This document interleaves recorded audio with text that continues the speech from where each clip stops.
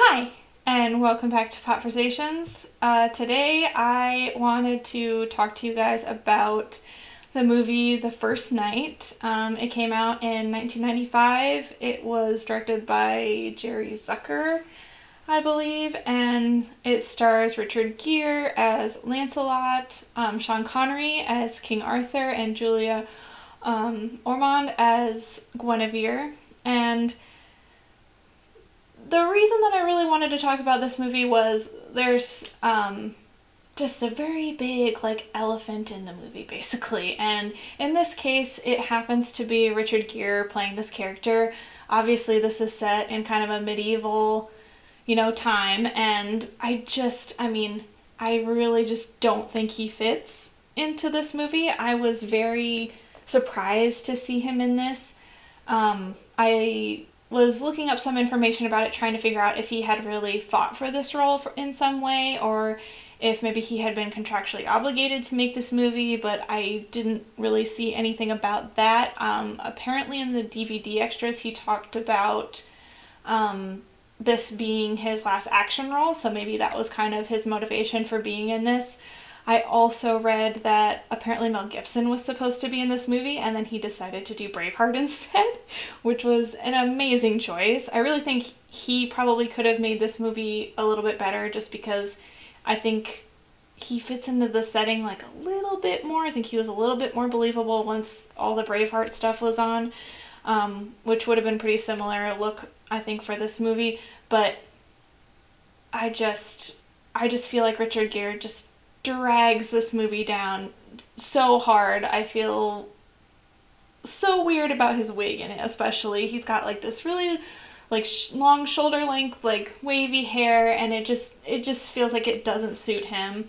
And honestly, I wasn't really sure if this was supposed to be, kind of like a Nicolas Cage and Ghost Rider situation where he's attempting to play a character that's a lot younger than he is, or if they purposely wanted to make the character older just to kind of match Sean Connery, who obviously is a little bit older in this movie with the gray hair and the beard.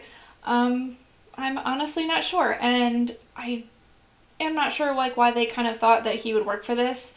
I guess he was, really big around that time, so they thought it would just be a, definite moneymaker maybe. But the whole movie just kind of follows a love triangle between those three characters, and it starts out with Richard Gere's character kind of dueling people for money and showing off his swordsmanship, and he's a really good swordsman and all that, and he kind of fights with somebody who ends up asking him at the end why he's so good at, sword fighting, and he says it's because he doesn't care if he lives or dies. And that's kind of the theme for his character throughout this whole movie, is that he doesn't really have anything to care about, to hold on to, so he's kind of moving, wherever, being a vagabond, going this place and that place, not really tied down to anything.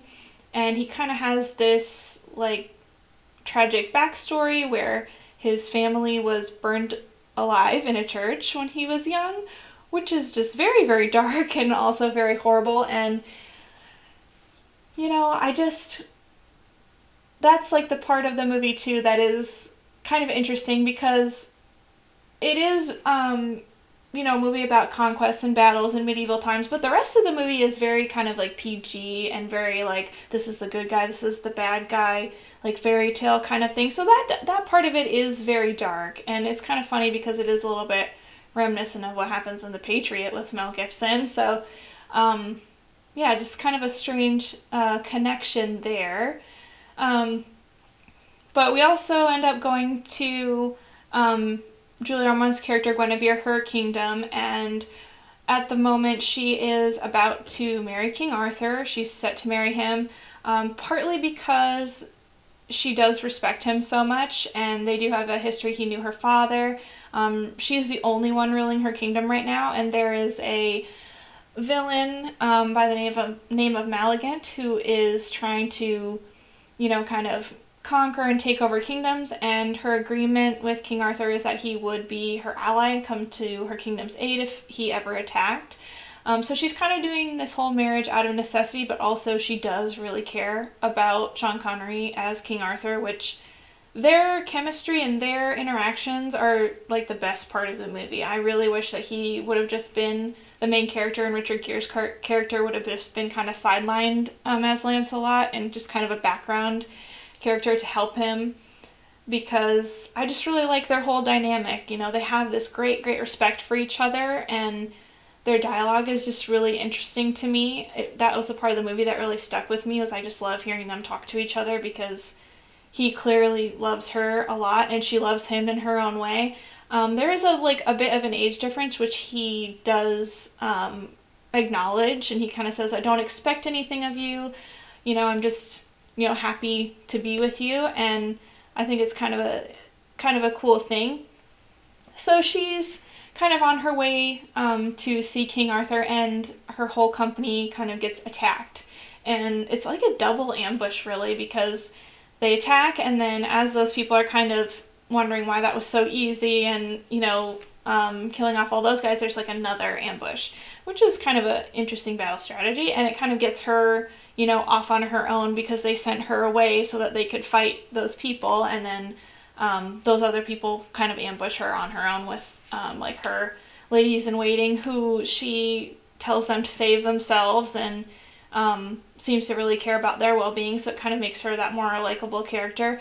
And Richard Gere happens to just be wandering along and saves her from those men, and I don't know if this would have been played any better by anybody else, just the way that the script kind of goes for this, but he comes off as like very pushy. Obviously he falls in love with her kind of immediately because she's very beautiful and seems very independent and strong-willed and things like that.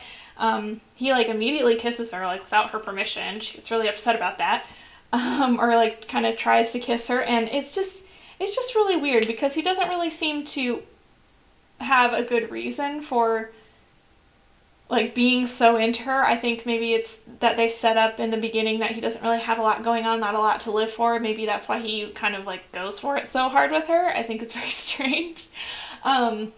So he saves her, and they kind of part, because she's like, "No, I'm getting married," all this stuff. She marries King Arthur. They're having kind of like a festival thing at the castle. There's a gauntlet that they want people to go through, and everybody's just straight failing it. Like, nobody is getting even close. And then, of course, Lancelot ends up being there and wants to go through the gauntlet, because the prize is a kiss from Lady Guinevere. So he gets through the whole thing, and in the process, he really impresses King Arthur with his abilities. He ends up not kissing her, because he tells Lady Guinevere that he will only kiss her if she asks him to, so he just kisses her hand.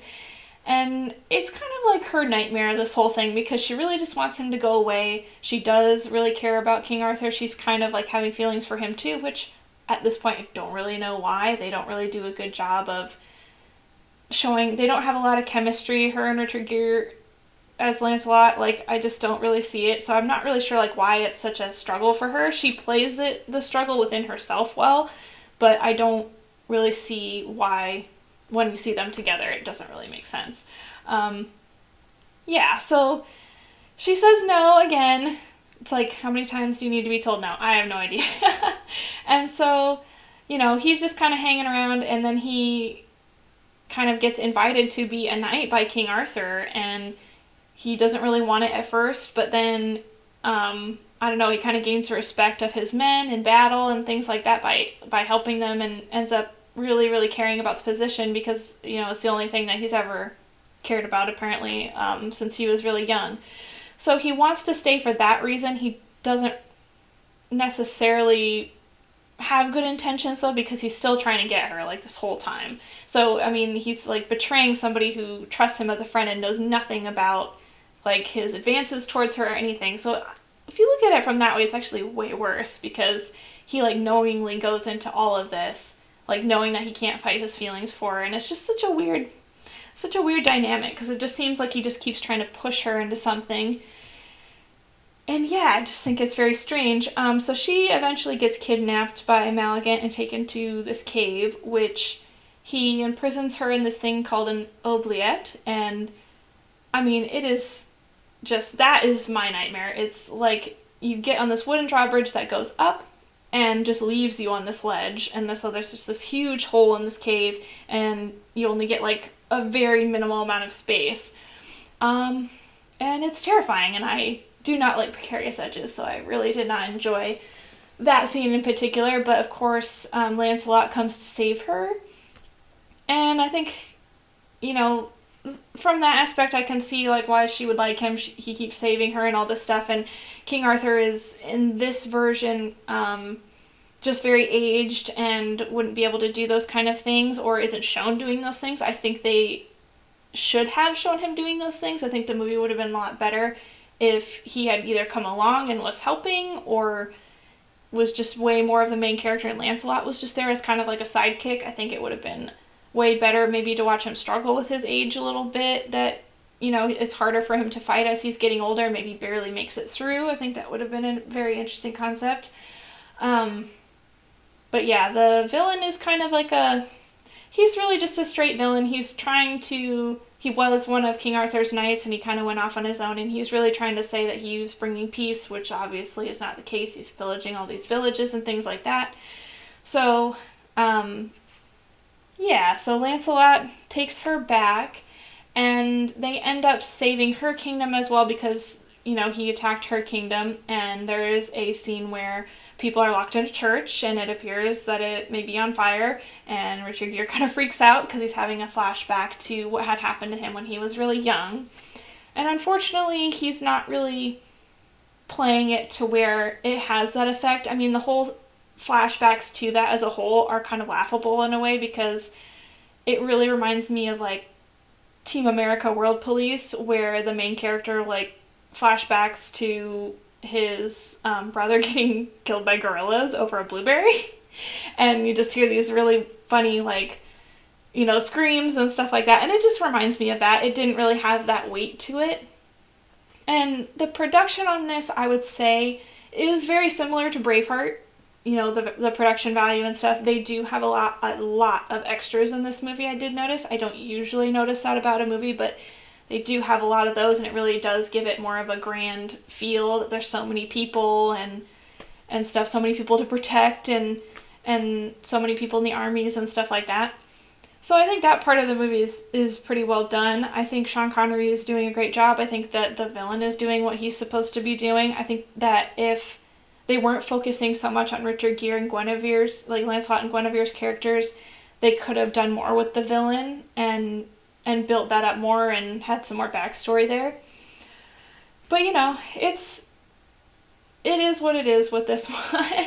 So after a while, Richard Gere kind of decides that he's, you know, getting in the way, or he kind of wants to move on, and he decides that he's going to kind of give her a goodbye kiss. And, like, this kiss is kind of, like, one of the main reasons, besides just him being in this movie, why I wanted to talk about this, because she finally asks him to kiss her there alone, and he just comes striding over, and he just lays this horrible, horrible, horrible kiss on her. It is just, I actually went back and, like, watched it again, like, a couple times, because it's just so awkward and cringy, and not what you would want at all. So then King Arthur rushes in, and then this whole thing just like blows up over a kiss that was just like, frankly, in my opinion, not worth all the trouble.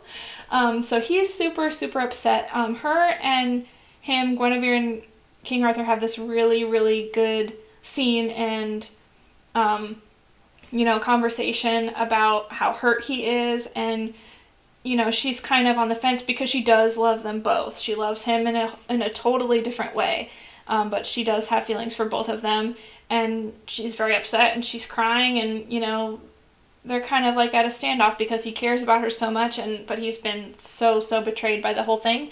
So he decides to have like an open air trial, you know, in front of, like, a public trial in front of everyone, which is kind of strange because he is a king and there really isn't like a jury situation unless it's supposed to be that the citizens are the jury. So that's kind of a weird writing thing, or I think they're just trying to set that whole scene up for the next scene, because it really is just to kind of like publicly humiliate them both, it seems like, for Lancelot and Guinevere. And in the process, like, if you think about it, really just kind of humiliates King Arthur.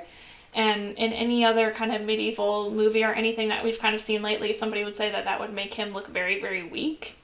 In a lot of ways, I think that he was planning on kind of a death penalty punishment, kind of offsets that a little bit. But I really sincerely doubt he was ever planning on putting Guinevere to death. I mean, that would be really weird, just because of everything else that they've set up. But it's just a really weird situation where there's just all airing the whole dirty laundry thing in front of everybody in the kingdom, not even just like the royal court. It seems like everybody is there. And then they get attacked by Malagant. Everything gets interrupted. Nothing gets, passed down as a sentence or anything like that overall. And they both don't really have much to say for themselves anyway, so pretty much a guilty verdict right there too, which is why I don't know why there is a trial, because he witnessed the whole thing and other people witnessed them kind of together as well.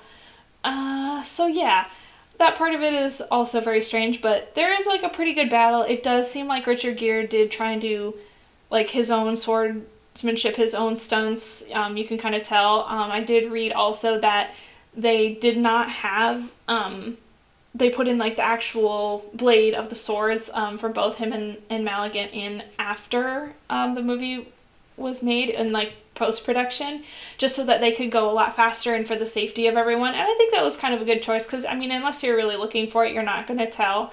And they are doing some interesting things there, but Malagant ends up dying on the throne, which is ironic and definitely would have a little bit more weight if they had spent a little bit more time with his character, I think.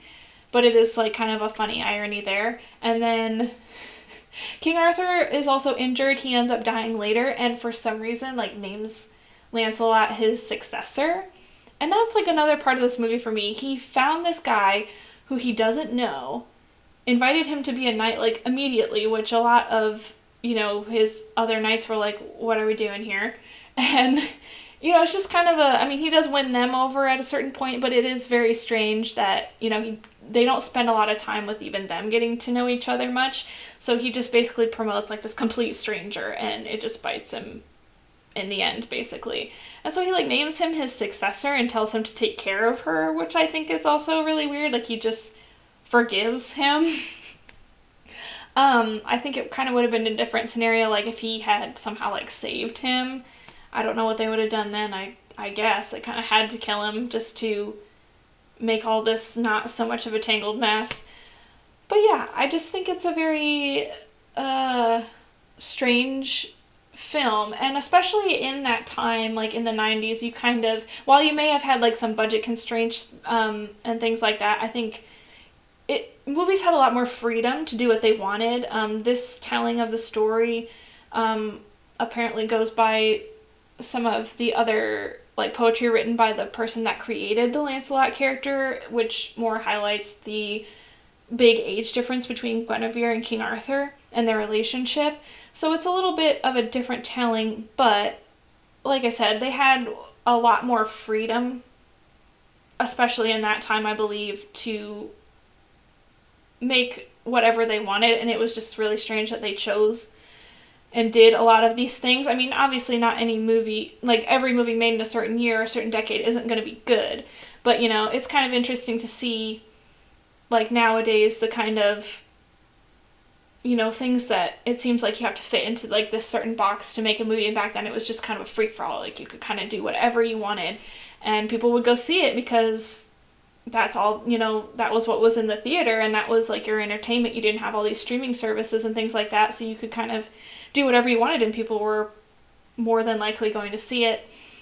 But yeah, just a strange choice to have him in this movie. I do not hate Richard Gere as an actor. I think he is good in other things. Obviously, Pretty Woman is a great, I think, as far as criticisms of that movie go, I think his performance as that character and like the kind of struggles he's having internally, aside, from his relationship with Julia Roberts in that movie, is very interesting. I like that. That's probably my favorite part of the movie, honestly. But it's just a strange thing because, yeah, he really, really doesn't fit in this. But, let me know what you guys think. Obviously, it's okay to like this movie. It's okay to like any movie. If you have anything you want to discuss with us, just put it in the comments. We'd love to hear it. I'm hoping to get some more kind of scary movie stuff out there in the next few weeks. So if anybody has any suggestions, just let us know that also. I mean, all of your comments, all those conversations, us answering everybody, that's why we do this. It's to have that discussion and have conversations. So just let us know what you think, and we'll see you next time.